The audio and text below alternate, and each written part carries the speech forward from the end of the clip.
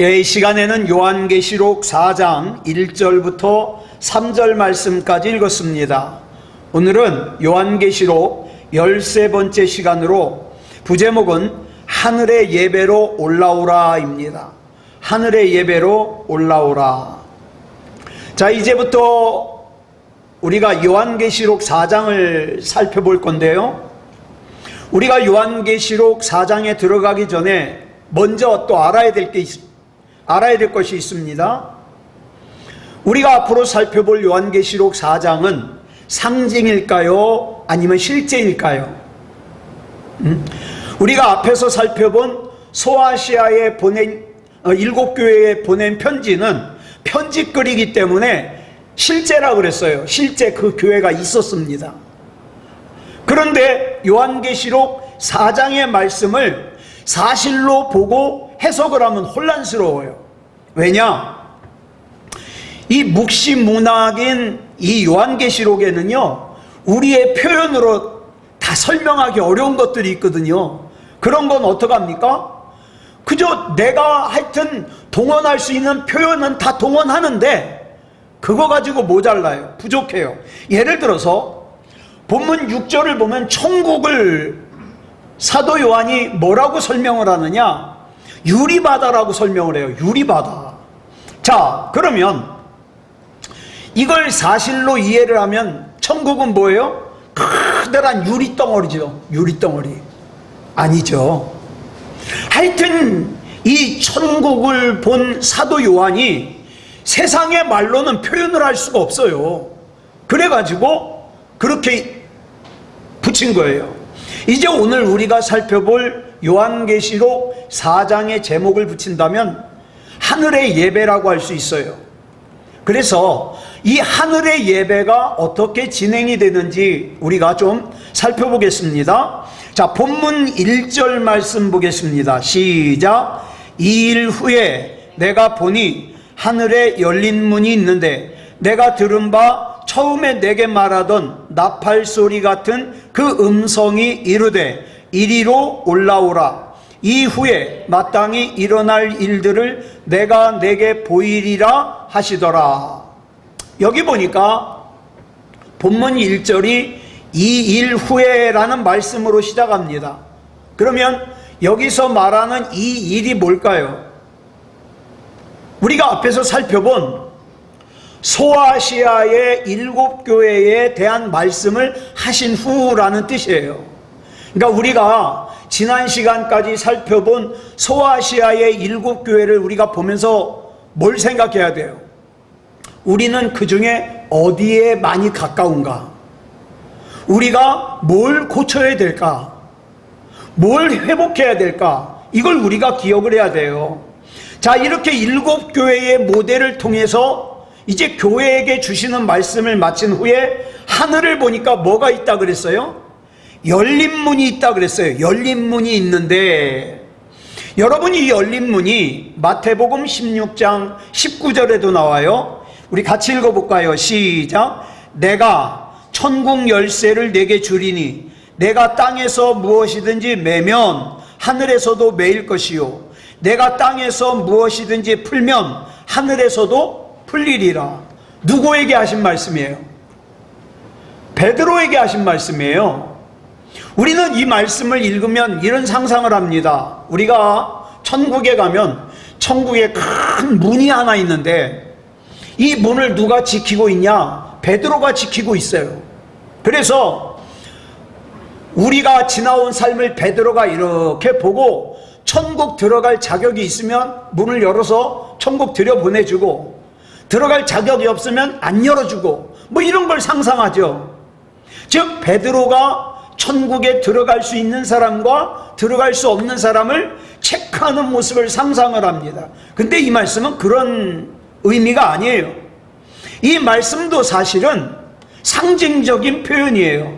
자, 우리 창세기 28장 16절부터 17절까지 보면 잘 아는 말씀이 나오죠. 같이 읽어볼까요? 시작. 야곱이 잠이 깨어 이르되 여호와께서 과연 여기 계시거늘 내가 알지 못하였도다. 이에 두려워하여 이르되 두렵도다 이곳이요 이것은 다름 아닌 하나님의 집이요 이는 하늘의 문이로다. 이 말씀은 잘 아시는 바와 같이 야곱이 아버지 이삭과 형 에서에게 사기를 치고 자기가 이제 맞아 죽을 것 같으니까 외갓집이 있는 하란으로 야반도주를 하다가 나중에 이름이 베델로 바뀌는데 예전의 이름은 루스라는 곳이에요. 이 루스라는 곳에서 길바닥에서 돌을 베고 노숙을 해요. 자, 그러다가 꿈을 꾼 얘기예요. 여기서 이 야곱이 자기가 꾼 꿈을 두 가지로 표현을 해요. 첫째는 하나님의 집이다. 또 하나는 하늘의 문이다. 자, 여기서 그러면 하늘의 문이라 그랬는데 하늘의 문이 있을까요? 마태복음 3장 16절을 보면 예수님께서 요단강에서 세례 요한에게 세례를 받으시는데 그 세례를 받으시고 올라오실 때 그 장면을 설명하고 있어요. 시작. 예수께서 세례를 받으시고 곧 물에서 올라오실새 하늘이 열리고 하나님의 성령이 비둘기같이 내려 자기 위에 임하심을 보시더니. 자, 여기 보면 하늘이 열렸다는 표현이 나와요. 자, 그러면 여기서 하늘의 문이 열렸다는 건 무슨 뜻일까요? 하늘의 자동문이요. 우리야 자동문을 아니까. 근데 2000년 전에는 자동문 모르잖아요. 예? 2000년 전에는 사람들이 이 글을 읽을 때 무슨 문을 생각할까요? 2000년 전에 자기들이 생각하던 문을 생각할 거예요. 근데 우리는 자동문을 아니까 야, 이 하나님 나라에는 자동문이 있나 보다. 그래서 자동으로 열리고 닫히는 거 아닌가? 이렇게 생각해요. 아니면 영화에서처럼 구름이 쫙 갈라져서 열렸다가 아니면 구름이 닫혔다가. 뭘까요? 이거는 하늘이 열린다. 이 말씀은 이런 뜻이에요. 하나님께서 개입하시는 거예요. 하나님께서 임재하시는 거예요. 그러니까 오늘 본문에서 말하는 열린 문도 뭡니까? 하나님께서 나를 찾아오시고 하나님께서 임재하시는 거예요. 이게 예배의 시작이에요. 이게 예배의 시작이에요. 그러니까 내가 막 다른 짓을 하다가 예배 시간 됐네? 그래서 드리는 게 아니라 예배는 뭘로부터 시작되냐? 하나님이 나에게 임재하시는 것으로부터 시작되는 거예요. 그런데 이 문이 이미 열린 문이라 그랬잖아요. 그러니까 이미 하나님이 임재하신 상태예요.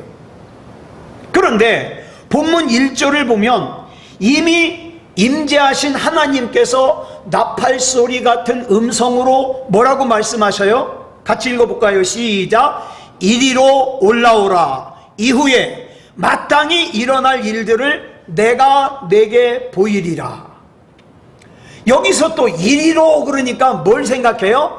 우리는 밑에 있고 하나님은 위에 있고 하나님 나라로 하늘로 이렇게 생각하죠. 그게 아니에요. 여기서 말하는 이리로 올라오라는 무슨 뜻이냐? 하나님의 계시 안으로 들어와라 이 말이에요. 여러분, 저와 여러분이 진짜 드리는 예배는 뭡니까? 하나님의 계시 안으로 들어가는 거예요. 하나님의 계시 안으로. 지금도 우리 주님께서는, 말씀이신 우리 주님께서는 우리가 주님의 계시 안으로, 주님의 말씀 안으로 더욱더 깊이 들어가기를 원하십니다. 자, 우리가 하나님의 말씀을 대할 때 내 입맛에 맞는 몇 구절만 그냥 적어놓고 좋아할 것이 아니라 우리는 하나님의 전체적인 주제 속으로 들어가야 돼요. 그래야 이 세상에서 영적 싸움을 이길 수 있습니다. 그러면서 말씀하시기를 뭐라고 말씀하셔요? 줄친 것만 시작. 마땅히 일어날 일들을 내가 내게 보이리라.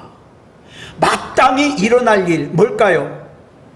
앞으로의 미래를 갖다가 알려준다는 말이에요? 그게 아니라 여기서 마땅히 일어날 일은 저와 여러분을 위해서 하나님께서 마땅히 세우신 계획, 하나님께서 마땅히 경영하실 거, 하나님께서 마땅히 일하실 거를 알려주겠다 이 말이에요. 뭘 통해서? 하나님의 계시인 말씀을 통해서. 우리가 신앙생활하는데 여러분, 믿음이 좋은 사람이 어려움을 겪을 수 있어요, 없어요? 있습니다. 그러면 믿음이 연약한 사람은 내가 신앙생활 했음에도 불구하고 어려움을 겪죠? 그러면 대번에 무슨 생각이 들어요? 내가 그렇게 열심히 예수 믿었는데, 내가 그렇게 열심히 신앙생활 했는데, 이게 뭐야? 우리가 원하는 건 뭐예요? 우리가 기대하는 것은 내가 신앙생활을 열심히 한 걸 봐가지고 하나님께서 내 인생에 기적이 일어나게 해가지고 내 인생이 역전돼서 내 주변 사람들이 나를 볼 때 어떻게 해요? 내가 믿는 하나님이 살아계신 하나님, 기적의 하나님, 능력의 하나님이라는 걸 좀 멋있게 보여줬으면 좋겠어요. 그런데 내가 예수님을 믿는데, 100% 확실하게 믿는데, 내가 힘들면, 내가 힘든 것도 속상하지만 내가 마치 하나님의 영광을 가리는 것 같아서, 하나님께서 나 때문에 부끄러움을 당하는 것 같아서 얼굴을 들지 못할 때가 있잖아요. 속상하죠. 그런데 여러분, 사도 요한이 이 요한계시록을 쓸 당시에 로마의 황제가 도미티아누스예요. 도미티안. 예? 자, 이 도미티안이요, 뭐라고 큰소리 쳤다고요? 내가 살아생전에 예수 믿는 것들 씨를 말리겠다고 큰소리 쳤어요. 그러니 얼마나 괴롭혔겠어요. 고난, 박해, 어려움, 이루 말할 수 없죠. 그러니 믿음이 약한 사람들 뭐라 그래요? 아유, 하나님이 살아계시다면 이게 뭐야? 우리를 잘 살게 해줘야지. 그런데 그렇게 어려움을 당하는 그리스도인들에게 하나님께서 승리하는 미래를 확실하게 보여줄 필요가 있었습니다. 여러분, 이스라엘 백성들이 광야에서 40년 동안 어떻게 해요? 원망하고 불평하고 불만을 가지고 불순종한 것은 왜 그래요? 미래가 불확실하니까, 응? 가나안에 대한 확신이 없으니까. 벌써 여기서 40년째 돌고 있는데 가나안에 진짜 들어가긴 들어가는 거야? 확신이 없으니까. 그래서 하나님께서 사도 요한을 통해서 도미티안 황제 치하에서 어려움과 고통과 박해를 당하고 있는 그리스도인들에게 조금만 더 견뎌라, 힘들지만 포기하지 말아라, 나의 약속은 반드시 이루어질 것이다, 나의 계획은 마땅히 이루어질 것이며 나의 경영은 반드시 성취될 것이다, 이렇게 말씀하시는 거예요. 많은 사람들이 오해하기를 하나님의 계시 안으로 돌아오라 그러니까 하나님께서 점쟁이처럼 이창원 목사 2026년 8월 15일 날 무슨 일이 있을 거야, 2028년 6월 27일 날 무슨 일이 있을 거야, 이런 거 미리 알려준다, 이렇게 착각하는 사람들이 많아요. 그게 아니에요. 이미 주어져 있는 약속의 말씀 속으로 들어오라 이 말이에요. 내 눈에 보이고 내가 처한 상황, 환경, 여기에 흔들리지 말고 이미 나에게 주어져 있는 약속의 말씀 안으로 들어와라. 왜? 이 당시가 너무 힘드니까. 에브라함 링컨 대통령이 그랬죠. 나중엔 너무 바쁘니까 뭐라 그래요? 내가 너무 바쁘니까 전보다 더 많이 기도한다. 믿음이 약한 사람들은 나 바쁘니까 기도할 시간 없어. 이 차이예요. 이 차이. 여러분, 왕에게 큰 잘못을 해가지고 감옥에 갇힌 신하가 있었어요. 그런데 들려지는 말에 왕이 자기에게 사형을 선고했다는 거예요.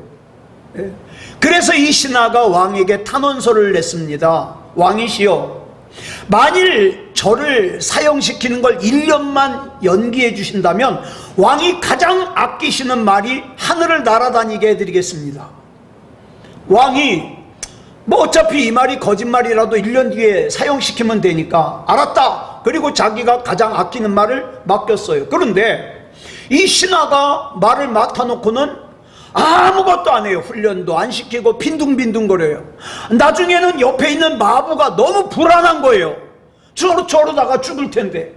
그래가지고 아유 왜 그렇게 시간을 낭비하세요? 라고 물어봤더니 이 신하가 이렇게 대답해요. 세상에 하늘을 나는 말이 어딨어? 아유 그러면 왜 이 말을 하늘을 날게 하겠다 그랬어요? 그랬더니 이 신하가 이런 말을 해요.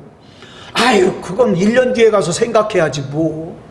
그 사이에 왕이 죽거나 그 사이에 왕의 마음이 바뀌거나 어쩌면 진짜 이 말이 하늘을 날게 될지도 모르니까 어쨌든 나는 1년 더 살 수 있으니까 그거면 됐죠.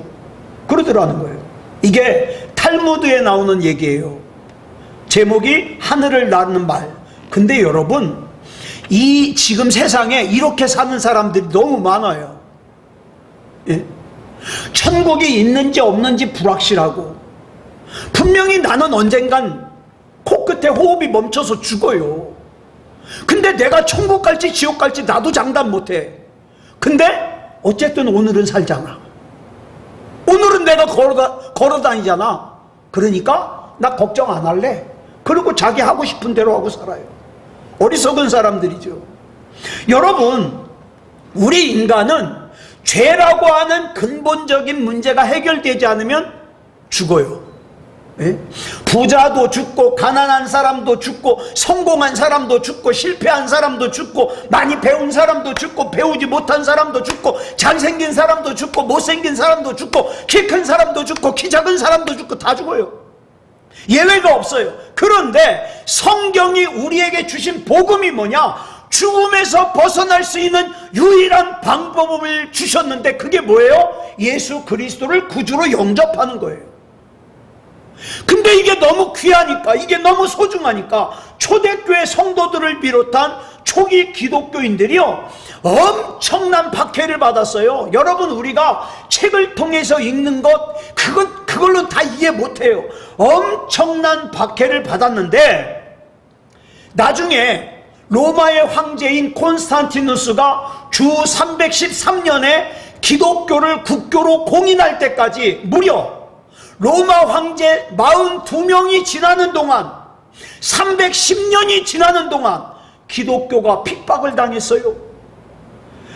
그런데도 영원한 생명을 포기할 수 없었던 이 길만이 내가 영원히 살 수 있는 방법이니까 예배를 포기할 수 없었던 그리스도인들은 어디로 들어가 버렸어요?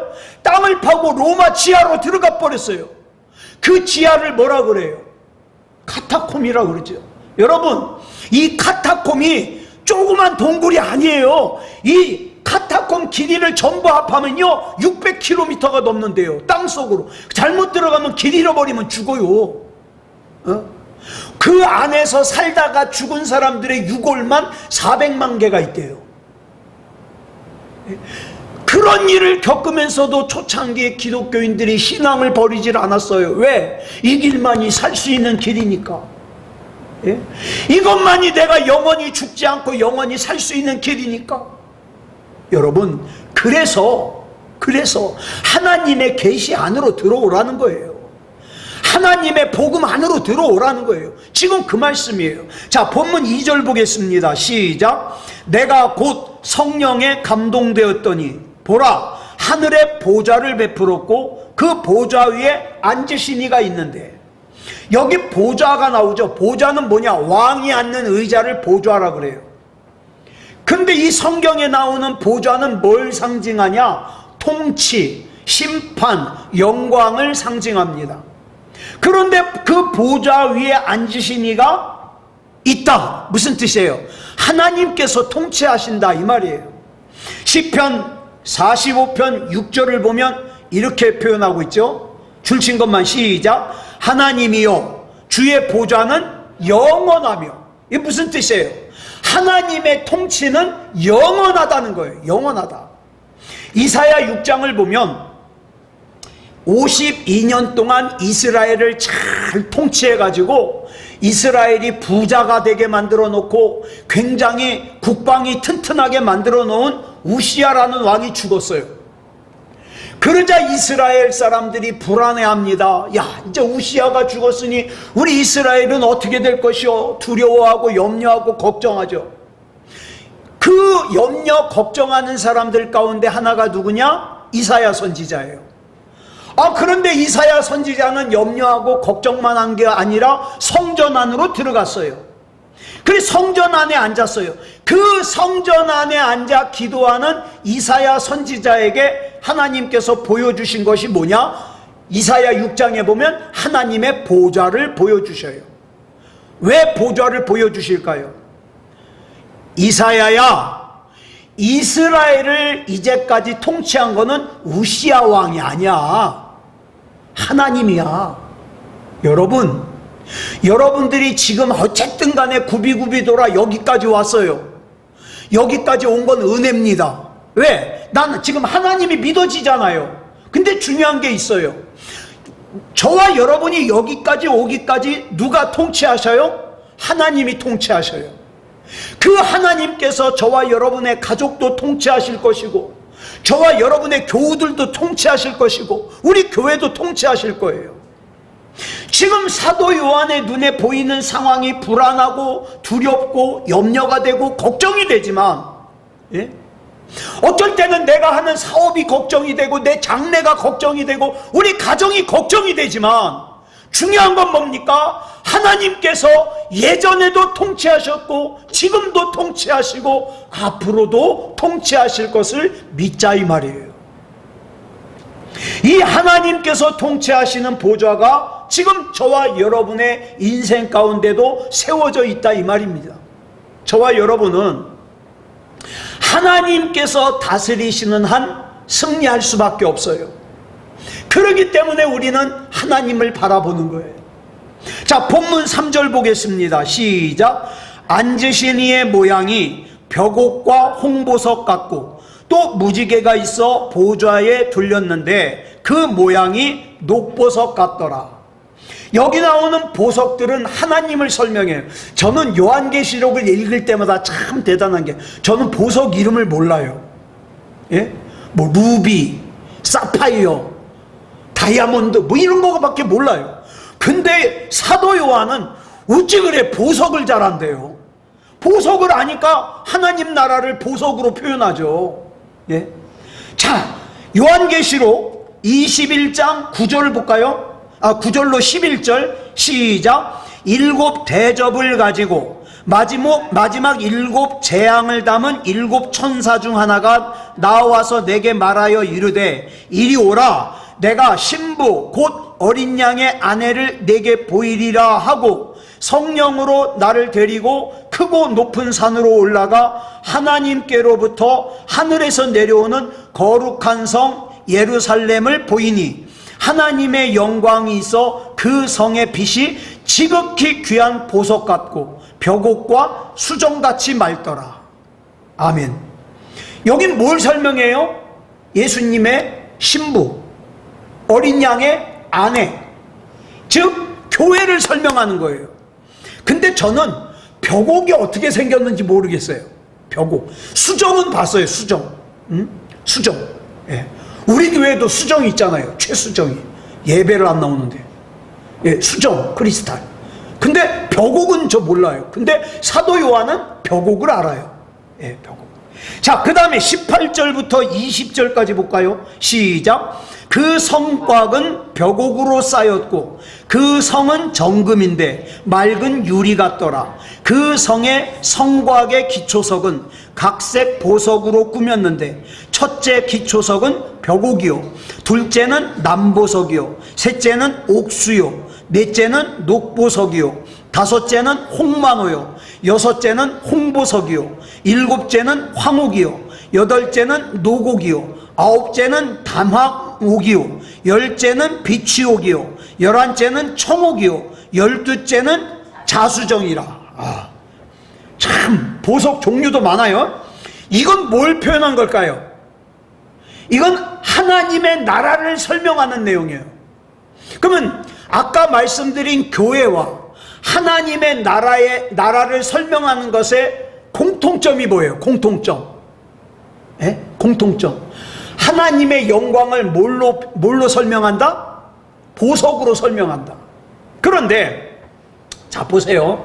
저와 여러분이 살아가다가 내 눈이 내 문제, 나를 둘러싼 상황, 처지, 형편에만 집중해 있으면 하나님의 영광이 안 보여요. 안 보여. 조금 전에 제가 굉장히 좋아하는 친구 목사님하고 통화를 했는데 이 목사님이 저보고 그래요. 아직도 여기에 이마에 그 김이 있냐고. 저 여기 있었잖아요. 고르바초프처럼. 없어졌다고. 그거 어떻게 없어졌냐고. 언제 없어졌는지 모르는데 하여튼 없어졌다고. 제가 요새 걱정을 안 하니까 없어졌다고. 그렇게 말씀드렸어요. 여러분, 내 문제에만 몰입하면 하나님의 영광이 안 보여요. 하나님의 능력이 안 보여요. 그러니까 예배의 시작이 뭔지 아십니까? 예배의 시작이 뭐냐? 내 눈을 내 문제를 보던 상황에서, 내 상황과 처지와 형편을 보던 상황에서 어디로 바꾸는 거예요? 하나님께로 바꾸는 게 예배의 시작이에요. 하나님, 저 하나님만 바라봅니다. 이게 예배 시작이에요. 그러니까 내가 아무리 경건한 모습을 하고 손을 들고 찬양을 하고 목이 쉬어라고 크게 막 통성기도를 해도 내 관심과 내 눈이 내 문제에만 가 있다면, 그래가지고 예배를 끝나고 집으로 가려고 하는 순간 아이고 또 어떻게 사나, 그러면 예배 잘못 드린 거예요. 예배. 네. 눈을 들어 광대하신 우리 하나님을 바라볼 때 그것이 예배예요. 그러니까 예배는 이 예배당 안에서만 드리는 게 아니라 저와 여러분이 살면서 드리는 거예요. 살면서.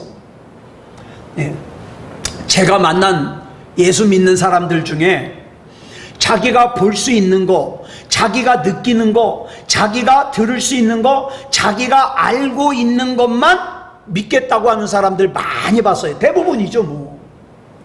죄송합니다만 불쌍한 그리스도인들이에요. 근데 이런 사람들의 더 큰 문제는 그렇게 사는 것이, 자기만 그렇게 사는 것이 아니라 자기 옆에 있는 사람들에게도 어떻게 해요? 그걸 자꾸 전염을 시켜요. 누군가에게 충고를 하는데 자기 생각이 다 맞는 것처럼 충고를 하는 어리석은 사람들이 있어요. 어떤 교회에서 그랬대요. 어떤 아이가 뭐 공무원 시험을 봤나 뭘 봤나 막 했는데 이제 떨어지는 거예요. 한 번 떨어지고 두 번 떨어지고 세 번 떨어지고. 그러니까 교회에서 어른이라고 한다는 말이 이제 그만 공부하고서 취직해야지, 돈 벌어야지. 그건 자기 생각이고 좀 더 미래를 바라보기 위해서 한다는데 도와주지 못할 망정. 여러분, 이 아이가 자기 인생에 있어서 중요한 준비를 하는데 섣부르게 충고하면 안 된다고요. 그 대신에 뭐를 해야 돼요? 하나님 앞에 기도해야 돼요. 하나님, 아시다시피 걔도 약하고 저도 약해요. 그러나 우리 하나님 강하시잖아요. 하나님께서 붙잡아 주세요. 책임져 주세요. 힘 주세요. 능력 주세요. 이게 진짜 예배다 이 말이에요. 열왕기하 6장을 보면 아람 나라가 이스라엘을 공격하기 위해서 군대를 보내는데 이상해요. 이 아람 나라가 작전만 짜면 어떻게 귀신같이 알고 이스라엘이 미리 매복해 있다가 번번이 지는 거예요. 당하는 거예요. 그래서 아람 나라 왕이 결론을 내리기를, 야, 이거 우리 중에 첩자가 있다. 지금 여기서 우리밖에 이 얘기를 모르는데 이게 어떻게 새나가냐? 그랬더니 신하 중에 하나가 말하죠. 왕이시여, 우리 중에 첩자가 있는 게 아니라, 답답한 소리 좀 하지 마쇼. 우리 중에 첩자가 있는 게 아니라 이스라엘에 엘리사라고 하는 선지자가 있는데, 우리가 작전만 짜면 하나님이 그 엘리사라고 하는 선지자한테 미리 알려줘서 우리가 당한 거라고. 그래가지고, 그래? 그러면 그 엘리사 먼저 죽여야지. 그래가지고 엘리사가 도단성에 있던 첩보를 갖다가 입수하고 아람 나라의 군사가 도단성을 둘러싸는 거예요. 한 바퀴, 두 바퀴, 세 바퀴, 쥐도 못 빠져나가게. 자, 그런데 아침에 일찍 일어나가지고 엘리사 선지자와 그 사환이 기지개를 펴면서 성 밖을 내다보다가 기절 초풍을 했네. 밤사이에 아람 나라 군사가 겹겹으로 포위하고 있는 거예요. 그래가지고 사환이 비명을 꽥 지르죠. 이젠 죽었다. 근데 재미있는 건 똑같은 곳을 바라보고 있는데 엘리사 선지자는 눈도 깜빡하지 않아요. 왜요? 둘 중에 하나예요. 엘리사 선지자가 너무 놀래서 눈뜨고 기절했거나, 그게 아니라면 이 엘리사 선지자는 사환이 본 아람 나라의 군대를 보지 않고 딴 걸 봤을 거예요. 예? 자, 그런데 엘리사 선지자는 기절하거나 미치지 않았어요. 그러면 엘리사 선지자가 뭔가 다른 걸 봤다는 건데 그게 뭘까? 성경에 나오죠. 하늘에서 사인만 떨어지면 즉각 출동하려고 준비하고 있는 하나님의 군대를 본 거예요. 그러니 겁낼 필요가 있어요, 없어요? 없죠. 저와 여러분도 나를 둘러싼 상황과 처지와 형편을 보면 한숨 나올 때가 한두 번이 아니죠. 근데 그건 내가 걱정한다고 해결되는 것도 아니고 염려한다고 해결되는 것도 아니에요. 그러니까 우리 하나님 앞에 다 맡겨드리고 어떻게 해요? 하나님이 보여주시는 거 보자고요. 예? 하나님의 말씀을 읽거나 아니면은 묵상하면서 기도하면서, 하나님 아시죠? 내가 얼마나 약한지. 저는요, 제 입만 가지고는요 이 세상 살지 못합니다. 그러나 내가 믿는 하나님은 능력 있으신 하나님, 나는 하나님만 바라보니 하나님께서 책임져 주시옵소서. 이렇게 하나님이 보여주시는 거 보면 걱정할 일이 없어요. 여러분, 많은 사람들이 지금 자기 육신의 눈에 보이는 아람 나라 군사가 전부라고 생각해요. 그렇지 않아요. 이게 전부라고 생각하니까 자꾸 낙심하는 거예요. 좌절하는 거예요. 한숨 쉬는 거예요. 그러나 똑같은 곳을 바라보지만 눈 하나 꿈쩍이지 않고 넉넉하게 승리한 사람, 오늘 저와 여러분도 같은 상황에 처해 있지만 눈 하나 꿈뻑하지 않고 천지를 창조하신 하나님이 내 하나님이시다. 그러고 바라보면 염려할 것 없어요. 하나님, 내 눈을 열어 주시옵소서. 내 눈을 열어주셔서 하나님의 군대를 보게 해주시옵소서. 그래서 내가 볼 수 있는 것만 보고 내가 들을 수 있는 것만 들으면서 심장 떨려 하면서 살지 말게 해주시고, 하나님의 음성도 듣고 하나님이 보여주시는 것 봐서 담대하게 살게 해주시옵소서. 기도하시자고요. 그때에 하나님의 통치와 다스림을 온전히 찬양할 수 있는 거예요. 이게 예배라고요. 이게 진짜 예배라고요. 눈을 들어 하나님을 바라보는 거. 그 다음에 보니까 본문 3절에 무지개가 나와요. 줄친 것만 시작. 무지개가 있어 보좌에 둘렸는데 그 모양이 녹보석 같더라. 무지개가 어디서 처음 나오죠? 창세기 6장 노아 홍수에서 처음 나와요. 하나님께서 왜 노아의 홍수가 이 땅에 임하게 하셨을까요? 하나님께서 참지 못할 정도로 인간들이 타락하고 죄를 졌어요. 자, 그런데 이 홍수로 심판하시기 전에 하나님께서 구원의 길을 제시하셨어요. 노아에게, 노아야, 방주를 이렇게 만들어라. 그리고 니네 집 식구들 다 들어가라. 그 다음에 짐승들도 한 쌍씩 들여보내라. 그리고 방주를 다 만든 다음에 역청을 칠해라. 나무와 나무 사이에다. 역청이 뭐냐면 돌과 돌 사이에 있는, 히브리어로 코페르라 그러는데 그게 뭐냐면 꼭 아스팔트 같은 거예요. 근데 이게 발라가지고 굳으면 쇳덩어리보다 더 강해요. 자, 그러면 이 코페르가 무슨 뜻이냐? 속전, 즉 몸값이라는 뜻을 가지고 있어요. 예? 또 동사로는 카파르라 그러는데 덮다, 가리다라는 뜻이 있어요. 이 역청이 뭘 상징하느냐? 예수님의 보혈을 상징해요.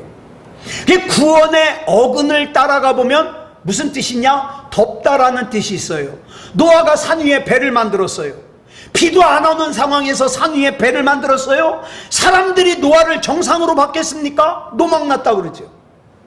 여러분, 지금 이 세상 사람들이 예수 믿는 사람들 조롱하는 이상으로 비웃었을 거예요. 그런데 이 사건의 결말을 아는 사람들은 조롱하지 못하죠. 예. 자, 그러면 노아 홍수 후에 누가 남았어요? 노아의 가족만 남았죠. 노아 와이프, 그 다음에 셈과 함과 야벳, 그 다음에 그들의 와이프, 그래가지고 8명이죠. 자, 노아의 신실한 가족만 남았으니까 그 다음부터는 사람들이 다 신실하죠? 그러지 않아요. 노아가 포도주를 먹고 뻘거벗고 자는데 노아의 아들 함이 그걸 보고 나와가지고 얼레리꼴레리 사람들한테 말을 전달하는 바람에 어떻게 해요? 아버지 노아에게 저주를 받죠. 자, 그러면 도대체 전 이런 생각을 하는 거예요.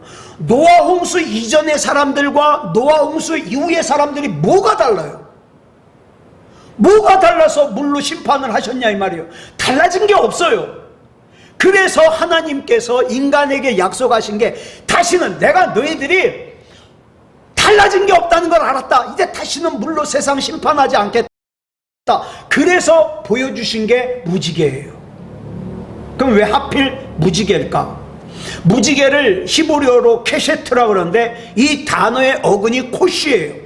뭐냐? 구부리다라는 뜻이에요. 무지개가 이렇게 생겼잖아요. 구부리다. 그래서 무지개가 활처럼 이렇게 구부러져 있어요. 그래가지고 이 활을 갖다가 여기서 이렇게 쏘면 어디로 날아가요? 화살이 하늘로 날아가죠. 그래서 뭐라 그런지 아세요? 이 무지개 언약은 하나님이 자기 자신을 자해하면서 약속하신 거라는 거예요. 예. 에스겔서 1장 28절 볼까요? 시작. 그 사방 광채의 모양은 비 오는 날 구름에 있는 무지개 같으니 이는 여호와의 영광의 형상의 모양이라. 내가 보고 엎드려 말씀하시는 이의 음성을 들으니라. 자, 무지개가 활 모양이면 저는 그래 어떤 목사님 설교를 듣다가 은혜를 굉장히 받았어요. 그 노아 홍수의 무지개를 갖다가 설교를 하시는데 그게 뭐라 그러냐? 하나님의 자의 행위다 이 말이에요. 약속은, 하나님의 약속은. 그래가지고 예수님을 구주로 보내주시는 것도 어떻게 해요? 자의 행위예요. 하나님이 아프지 않고서는, 하나님이 고통스럽지 않고서는 인간을 구원하실 수 없으니까.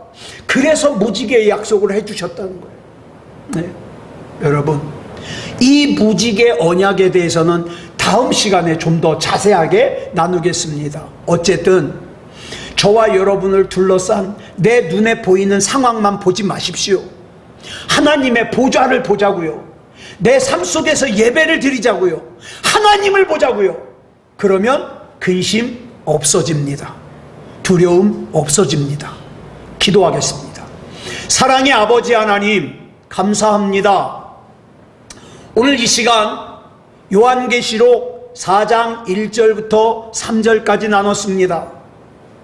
우리가 사는 이 세상에 우리 하나님께서 힘들지 말라고, 지치지 말라고, 좌절하지 말라고 하늘의 예배를 보여주시는데, 하나님, 우리가 이 하늘의 예배를 잘 살펴보고 또 묵상하고 그대로 순종하여 세상의 악한 마귀가 주는 낙심과 좌절과 절망에 무너지지 않게 하여 주시옵소서. 우리는 하나님 겁니다. 하나님만 바라봅니다. 하나님 책임져 주시옵소서. 우리 하나님 붙잡아 주실 줄 믿사오며 그리스도 예수님의 이름으로 간절히 기도드렸사옵나이다. 아멘.